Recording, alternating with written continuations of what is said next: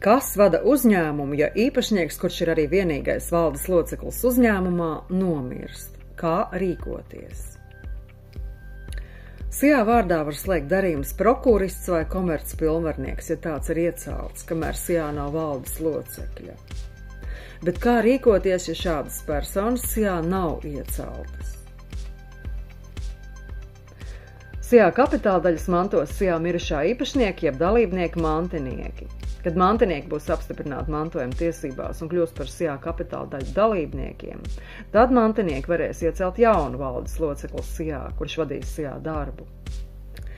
Bet, kamēr notiek mantojuma lietas kārtošana, un pa šo laiku SIA nevar veikt saimniecisko darbību, jo nav kas to pārstāv, tad mantinieki var lūgt notāru, kurš ved mantojuma lietu, nodibināt mantojumam aizgādnību. Notārs taisīs notariālo aktu par aizgādnības nodibināšanu mantojumam, par ko paziņos bāriņtiesai izpildīšanai. Bāriņtiesa pieņems lēmumu iecelt aizgādni, kurš pārstāvēs mantojumu, tā skaitā kapitāla daļas pārstāvēs uzņēmumu, līdz mantojuma lieta tiks pabeigta. Tādā veidā SIA var turpināt saimniecisko darbību, kamēr notiek mantojuma lietas kārtošana.